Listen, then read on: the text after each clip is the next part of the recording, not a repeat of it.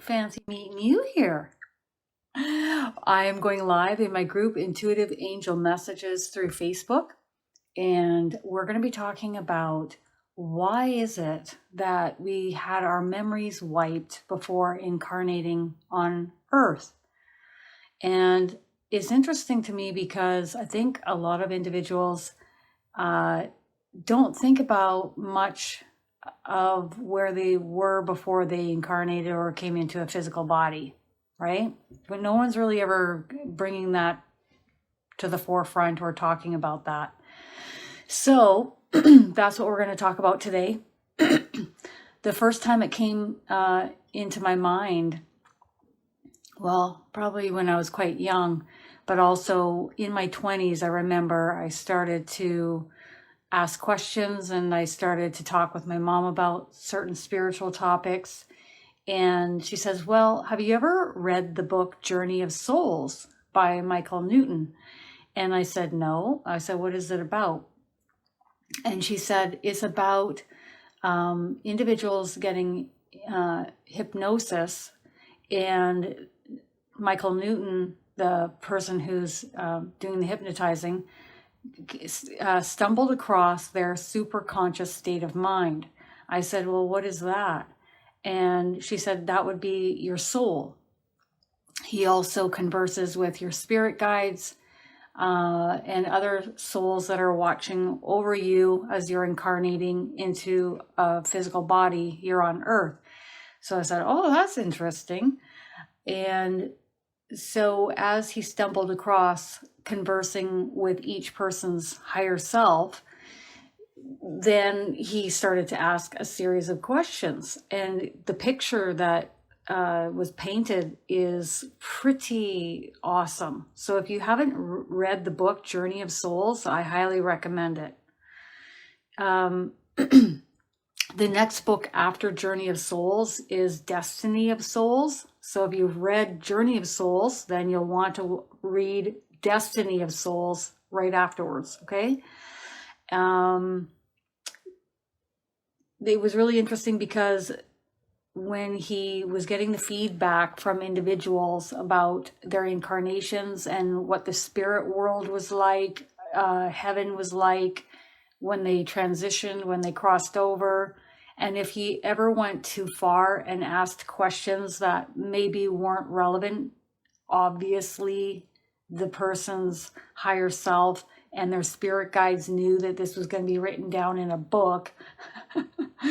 So sometimes the spirit guide would step in and say, this has gone too far with this question, so we're not going to be answering this question.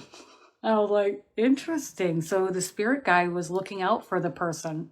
It was really cool. One of the experiences from a gentleman that came to him for hypnosis was he could remember everything before incarnating into the physical form here on Earth. So I thought, what? My mom was telling me about this. So he was about to go into an incarnation, this gentleman's higher self, I should say, his soul. And he knew that he had to, I guess it was like it looked like a pink river of energy, and he had to go through this in order to wipe the memory of the spirit world and all of his incarnations before entering his physical body that he knew he was going into on Earth. And he thought, no, I'm not going to do that. So he jumped it, went into his body, and there he was, seeking help because he could remember too much.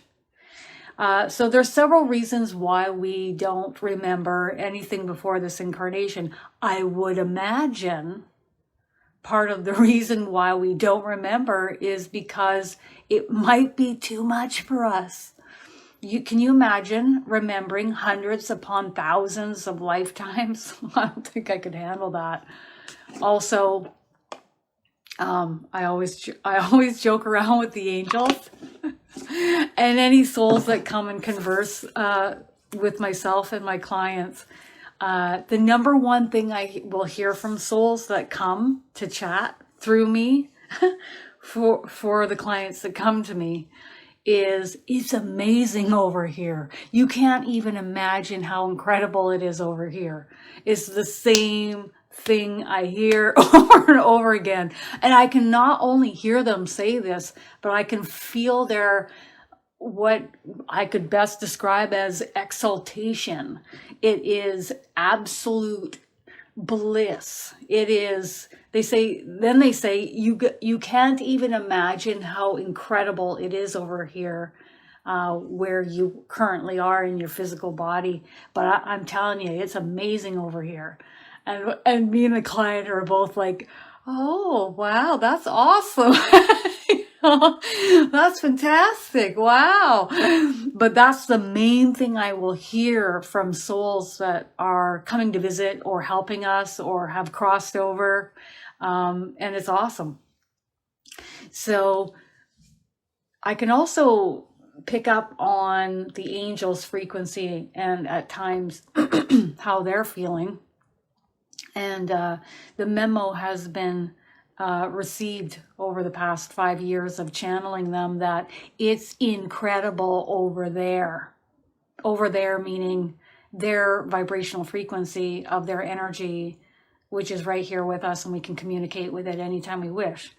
So way back when, in my 20s, when I picked up the book Journey of Souls by Michael Newton, it was a real in-depth eye-opener for me as to what souls experience when they come in and out of a vessel and what it's like for them to incarnate, and the stories that they have about what heaven is like for them. And it's really cool. It's really, really cool. So I highly recommend reading that if you haven't yet. And then if you have read that, of course, you're going to read Destiny of Souls, which is the second one. So just like Dolores Cannon, who has passed away, Michael Newton passed away in 2016. And but he has a lot of his written works that are pure gold, ready and waiting for you. Now I'm just going to see who's going to channel through me today as we talk about this topic. So I love to tease the angels. And I know they don't like it when I say this, but I'm going to do it anyways. So why don't we remember what was before our lifetime here on earth, right? Why is our memory wiped before incarnation? I know why. Because if I remembered the goldenness of the other side, I'd be out of here. I'd be, peace out, everybody. I'm out of here. I'd be like, oh, yeah, I'm gone. I'd be gone in about, I don't know, 0.5 seconds. And I tease them about that. But there's a lot of huge amounts of things that we get to experience in this physical body that we don't get to experience when we cross over. And they also remind me of this. So many different things that we get to experience here. And they highly recommend that we enjoy this experience because it won't last forever. It's finite in this body named Kristin, enjoying these experiences.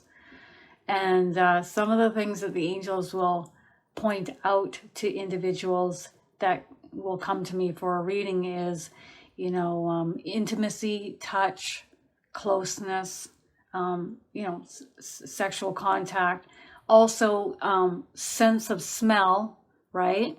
We get to smell. So if we're out in nature, enjoying the smells, the butterflies in your stomach, when you're interested in someone, you don't, and it's also, you don't know maybe what the other person's thinking. Whereas in the spirit world, you know what everybody's thinking.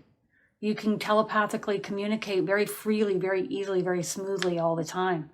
So it's there's a ride to be had here on earth, and we get to decide if we're going to enjoy it or not, even if you're being put through the ringer and you're having a difficult time in your physical vessel. You can pinpoint the high vibrational aspects of your reality and milk them. And I highly recommend you do. Therefore, manifesting more wonderful things to focus and put your attention upon. All right, so who's going to take this? Oh, yeah, it's going to be my guardian angel, Agnes.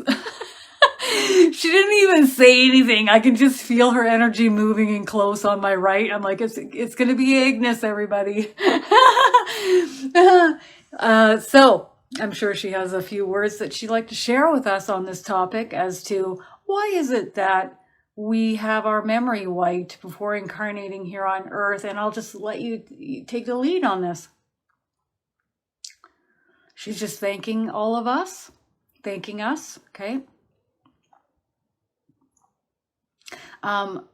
She's saying, my name is Agnes, and I am Kristin's female guardian angel. My role is to be there to watch over her, to guide her, to help her, to assist her, to support her, and if need be, she's talking about protecting me. However, my vibrational frequency is higher, so I am not a match for anything that is lower in vibrational energy in order to protect her from, in which she highly recommends that each of us focus in on our own vibrational frequencies and manage our energies. This is the most important. Okay. Thank you. Okay. All right. You can tell she knew this topic was coming. It feels like she's given it some really good thought as to how to answer it. Because many of us are coming from our own perspective and our own filter. We're seeing through our own lens, our own filters on this topic. So some of us will see it in one way and some of us will see it in a completely different way, as most topics. Okay. So the topic at hand is why we are unable to remember what it is like to before incarnating into physical form here at this present moment. The reason being is our soul agreed to, if you want to call it being wiped. So our soul agreed to being wiped before incarnating into the physical vessel. Number one, our soul agreed to that. Number two, your soul and your spiritual team felt it was best to be singularly focused on the present moment in this lifetime, rather than your mind going off to other lifetimes that you've had, other experiences. It would be very distracting for us to be present in the moment if we could remember where we have been. And that is a vast understatement. Okay, so the third reason is we would feel very fragmented in our thought patterns. We'd be very fragmented with where we would be placing our attention and focus, knowing what we would know. And we would feel very ungrounded. And at times we would be questioning our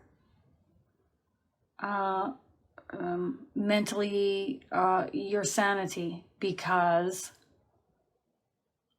there would be too much for you to place your attention upon, and it would be very difficult for you. So in essence, this is what is best before incarnating into a physical vessel. Okay. All right. So I'm just going to ask one question. Why is it, for example, let's talk about me. Why is it that I'm choosing to continue to incarnate into a physical form repeatedly? to help others, to help the masses, to learn and grow.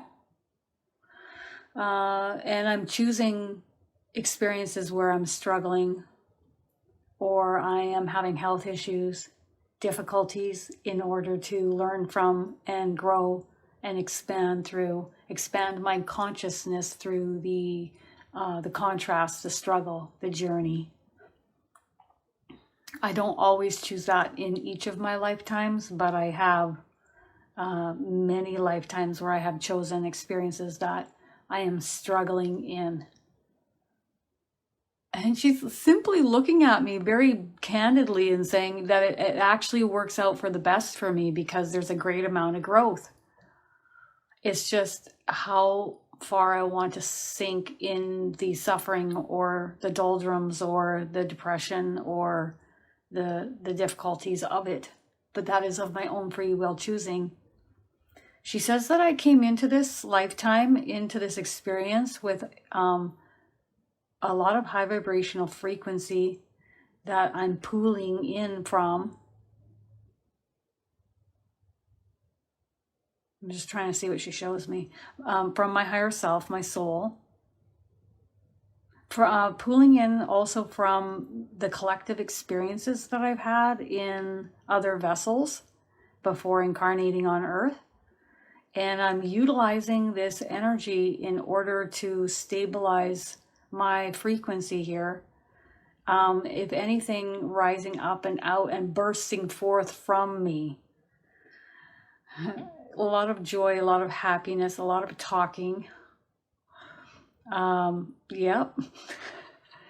You know, growing up, I used to annoy other people because I talked a lot and I was super high vibrational, and it rubs people the wrong way when they don't want to have that frequency around them.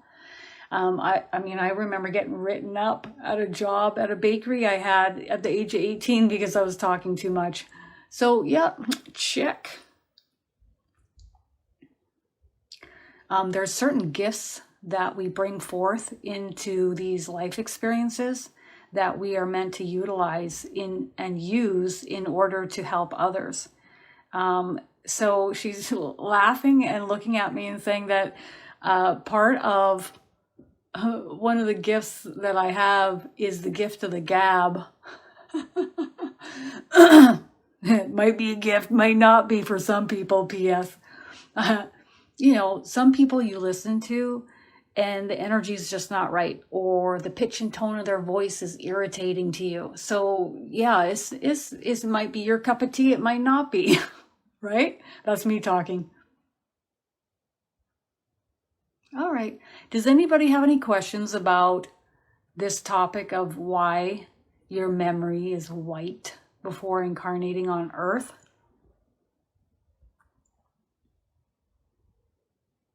If you want to type in the comments, I'll just have a look. I can also open in the online here on my laptop.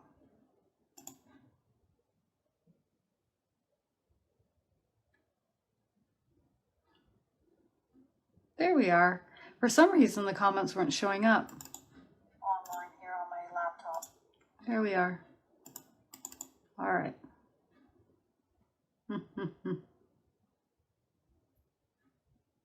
Yeah, Kristin, you do. This book is pretty rocking.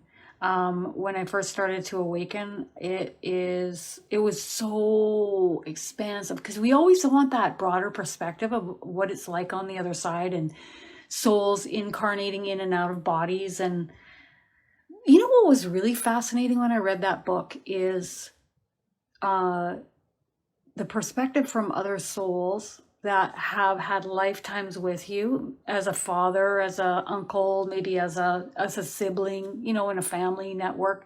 And then, so they showed it from the perspective of, here I am in heaven, I've crossed over and I've made it over and I've remembered, I've got my bearings now.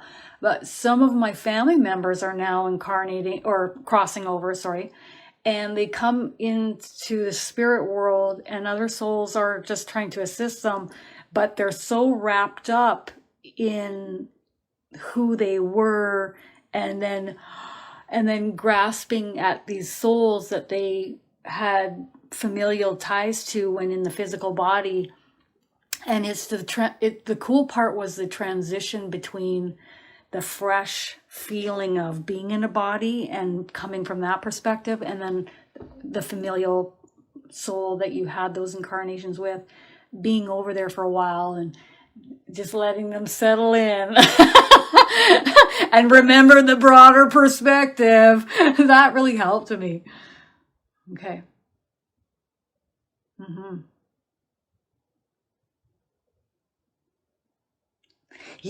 That's the same thing with my older sister. She doesn't remember a lot of her childhood. Now, that could be for many, many reasons. Whereas if you look at me, I remember everything. Like, I remember everything, probably back to like age 1 or 2.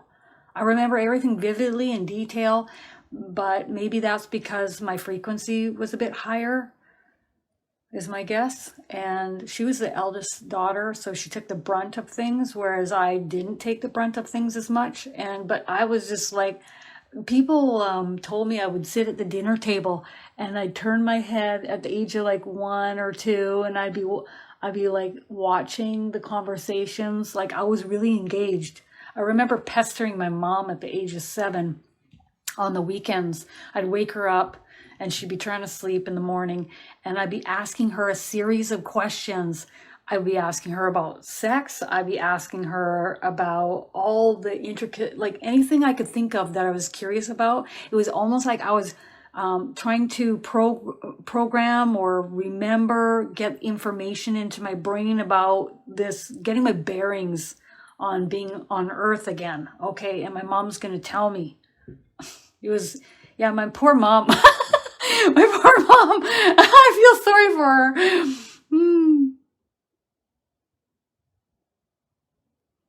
Is it because our human vessels do not have the capacity to house that amount of information in our vessels from other lifetimes? That's part of it, she says. That's part of it. It'd be too overwhelming, too disorienting, too fragmented. Fragmented means you would be thinking, you'd be here in the now, in your moment of now in your life, but your mind would be in so many other directions. So if I say fragmented, or they're saying fragmented, that would be like another indicator that one is ungrounded and their mind is all over the place. All right.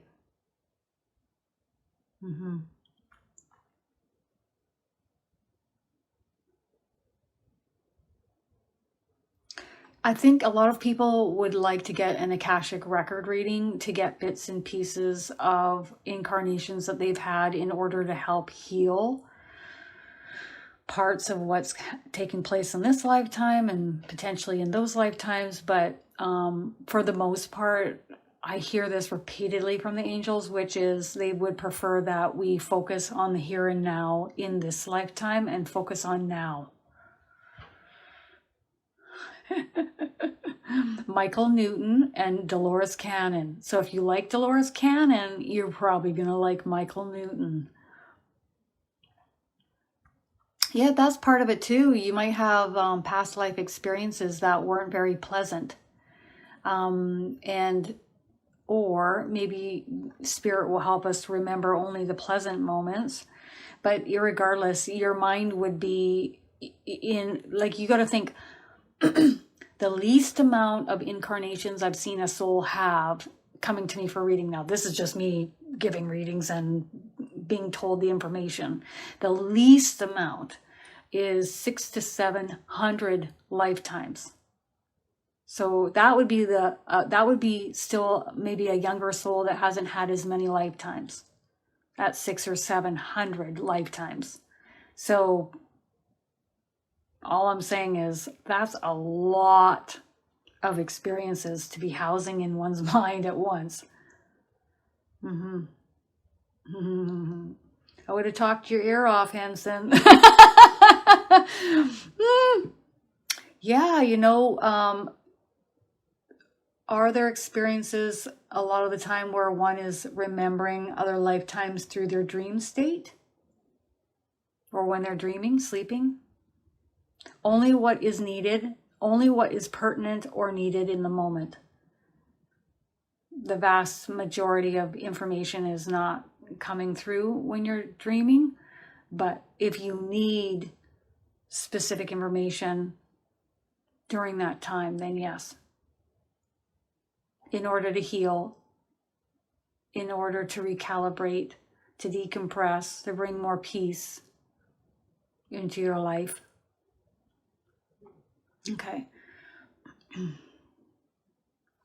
Yeah, if one feels drawn to an Akashic record reading, there must be a reason why, and I would pay attention to that. But I would wait for it to be a real strong pull in order to focus in on some of the things that may need to be focused on. Otherwise, I would focus on the here and now. Also,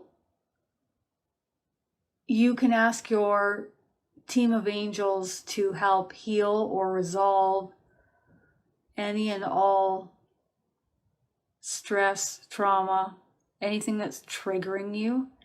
So triggering is, you're feeling a lot of upset in moments, triggering you, getting a response from you. So you can just say to your team, your spiritual team, I'd like to have help in this area. I feel like I need emotional healing. I'm not sure where this is coming from, if it's other lifetimes or this lifetime, but I would like you to help heal this, resolve this. And of course, I always ask at the end, I always say this or something better, thank you. Okay. And my guardian angel saying that they may bring in an ascended master to also assist in this form of healing. It might, she's also talking, it might be some cleansing that's needed. It might be some grounding of your energy that's needed. A large portion of the population is very ungrounded, and there's many reasons why.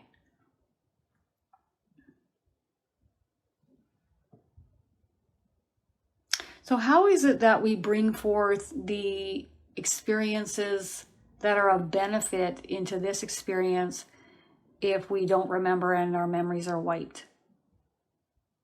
It's the energy that you bring forth into this experience that assists you with this experience. She's talking about, when you're trying to focus on something that you're in, it's very difficult to focus in on where you are if your mind is also focused and fragmented on multiple other lifetimes and experiences. So it would not serve a benefit. It is the energy that you bring forth. Okay. And that energy exuding from you, even if you were to not say anything to anyone else, just you exuding this frequency that is emitted from you, carries a frequency that, and she's talking about light codes that are emitted from you that affect everyone that you come into contact with, even that you don't come into contact with. It's affecting the collective consciousness. So we want to talk about the 144,000 light workers on the planet right now, and these light workers getting up and getting going. And how many are we seeing of those 144,000 light workers getting up and going? Anybody want to answer that question? How many of the 144,000 light workers are we seeing getting up and going and helping humanity on some way, somehow? How many do you think there are actually taking action?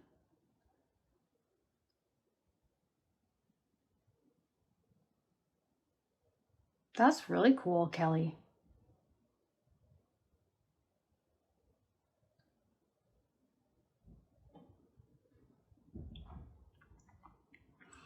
And the other thing too, you have to remember, like most of us, we get so fixated on things that have happened in this lifetime that are traumatic, and we can't let them go to save our lives. So we fixate on these things. So can you imagine you remembering all these other lifetimes where you maybe have had some trauma? Oh, that'll be fun. So there'll be another 100 things for us to fixate on. We don't want to do that. We want to be the manifestors of our reality and start creating a positive, high vibrational experience for yourself, not fixating on all the traumas, right? Okay. I think every one of them are taking action. Are they? Do we see them on YouTube? Do we see them advertising? Do we see them stepping forward? I would say along the lines of, as far as taking action, I would say they are emitting a frequency, just like we were talking about, exuding a light code that is assisting the planet and each of the souls here on Earth. As far as taking action, I don't see 144,000 light workers stepping forward, but then again, maybe I'm wrong. I think it's more them emitting a frequency that is assisting the masses, because that light is needed here on the planet right now. I don't know is it 144,000? Everybody talks about it being 144,000. Could it possibly be more or less? It's what we've been told. It's what we think. Therefore, it is. Yeah. It's a give or take, she says. Yeah. So is it really just the energy coming from the light workers that are assisting the Earth's energy and all of the collective energy here on Earth? She's saying yes repeatedly. Do you see 144,000 light workers stepping forward right now and taking action steps? No. I'm getting a no on that.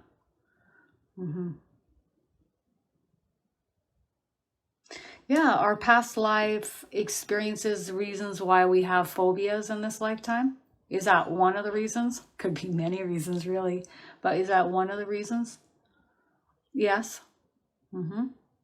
Yeah. Another reason why it's best for us to not remember and play it over and over and over in our minds. Makes sense. She says, this is why individuals go in for hypnotherapy and other treatments in order to help with these phobias.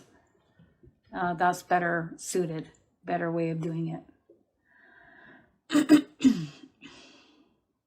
Okay.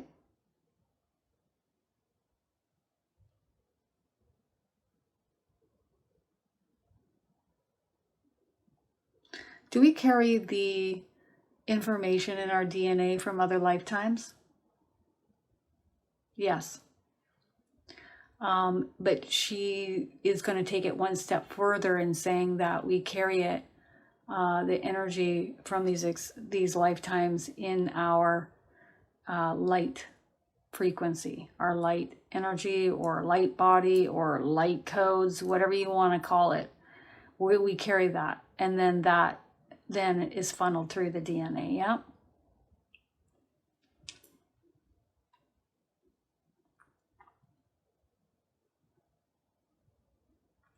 Angela would like to know if her social anxiety comes from past lives.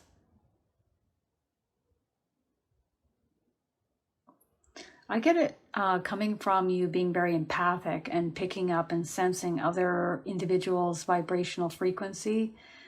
And it's about managing your energy and where you're placing your attention and focus in order to help you transcend others' frequencies and not allowing them to affect you in as much of a way. I think you'll still sense and feel it, but you may not take it on as much. I don't think it's going to be resolved overnight from what they're telling me, but you'll be able to manage going out around people much easier, okay?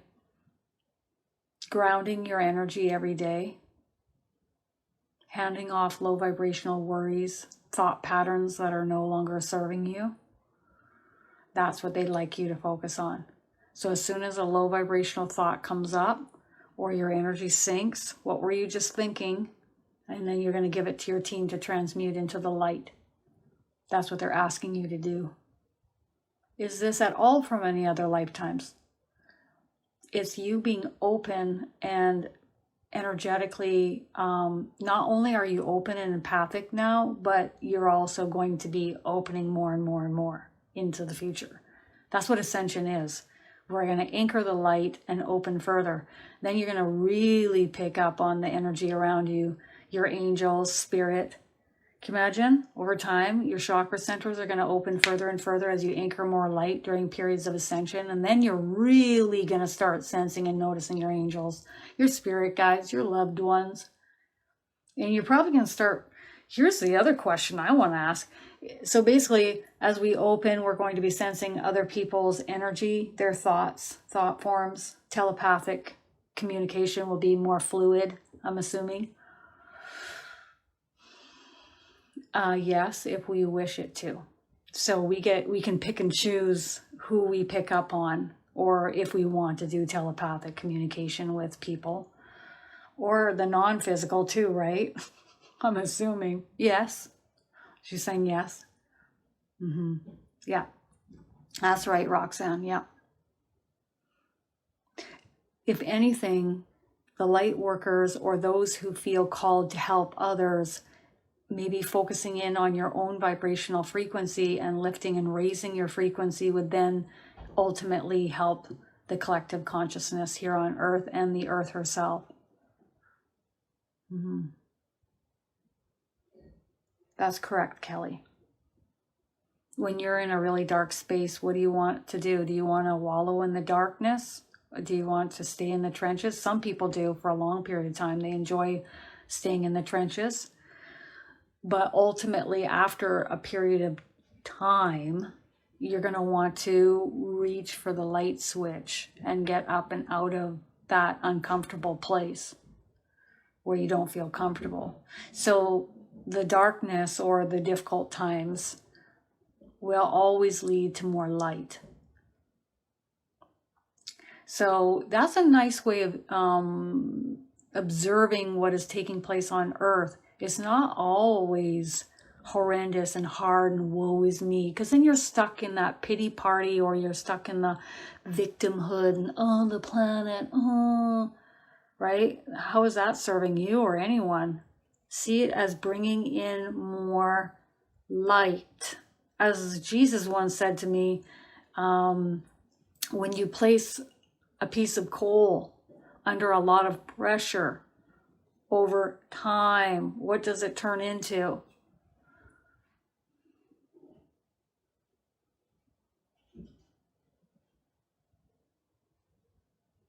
So a lot of people think that it's really important to focus on previous lifetimes and the traumas from other lifetimes in order to release the old energies in order to heal traumas. What would you say about that, Agnes? She would rather we focus in on what we wish to create and move our attention and our awareness in the direction of the things, events, people, thought forms, emotions that we wish to amplify. Okay. It's the same thing when I was talking about shadow work one day, and Mary Magdalene came through, had a few words to say, which really surprised me, which is she would prefer we do light work instead of shadow work. Because if you've noticed, those who talk about and focus on shadow work, that goes on and on and on and on and on and on and on and on. Why? Because they keep focusing in on the shadow aspects of themselves, therefore creating more thoughts that they need to focus in on the shadow aspects of themselves and creating more of the... Okay? So that's right. A piece of coal under a lot of pressure turns into a diamond, a multifaceted light reflecting diamond. So that's what we are, pieces of coal being put under a lot of pressure. And now we're going to move into being multifaceted diamonds. Well, we already are the light, right? We already are the light. We're just amplifying more of the light. We're just dusting ourselves off, if you want to look at that. Again, shadow work, you can do shadow work if you want, but like Spirit has said to me, they prefer that we do light work. I'll put a video in the comments after I go live today for you to hear the guidance from Mary Magdalene on that topic. But again, what would you like to say about shadow work? She says, if you feel drawn to doing shadow work, you can go ahead and focus on shadow work.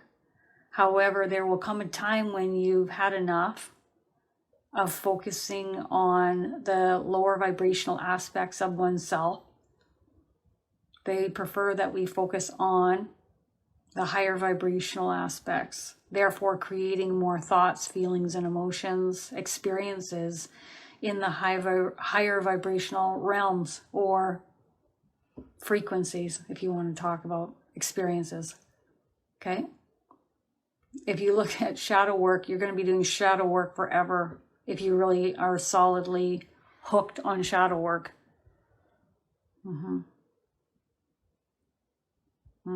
I'll put the video in the comments and then you can decide, Henson. It was surprising when Mary Magdalene came through and said that, because I had always heard people talking about shadow work, but it never really resonated with me. And I always kind of got a pullback feeling like, and then I was like, well, but it's releasing stuff. Shadow work must be good. And then Mary Magdalene came through and had a word about it and really broke it down. So I'll make sure to put that in the description box below the video and also in the comments here in the group. And then you can decide what you want to focus on. That's the beautiful thing about Earth. You get to decide what you want to do. If it feels right, if it doesn't feel right. It's all about what resonates with you and what doesn't. So don't go poo-pooing on other people that take a different path or a different direction than you, because some people get comfort out of taking that path, or some people are operating with fear and they choose to take that path. But either way, it's their choosing, is their free will choice. That's why their soul came here. So if that person wants to get the vaccine, that one doesn't, or if that person wants to travel and that person doesn't, whatever it is, allow them to be as they choose.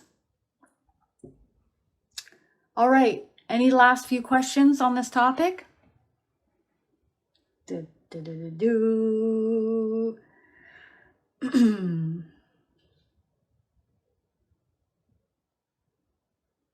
Perfect. So Rosanna, you're going to ask your angels for exactly what you need help with in regards to this, and then allow them to step forward and help you. As soon as you ask, it's going to start happening. They're doing this a bit here. Okay, so we know what that means when Spirit does this. Don't be a doormat. You know, if people don't appreciate your time, your energy, if they don't honor you and respect you, then don't be putting forth the energy with those individuals. If people love being around you and they treat you like gold and they love listening to you and you have a great time conversing with them, they show up on time, they honor and respect your time, they treat you with kindness, you start giving to those relationships in your life. And also ask your angels to help you with that. Oh, yes. All right. Okay, everyone. So I hope this has helped, and I will be seeing you shortly after the Mediumship for Beginners course is completed. And again, there's 1 week left to sign up.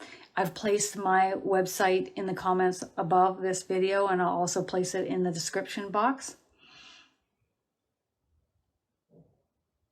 I would focus in on practicing yes and no responses individually within your vessel to see if that is a right decision for you or not.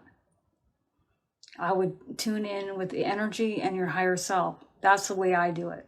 Some people, they're steadfast against it, and some are so pro, but it will be a unique and individual decision that you make.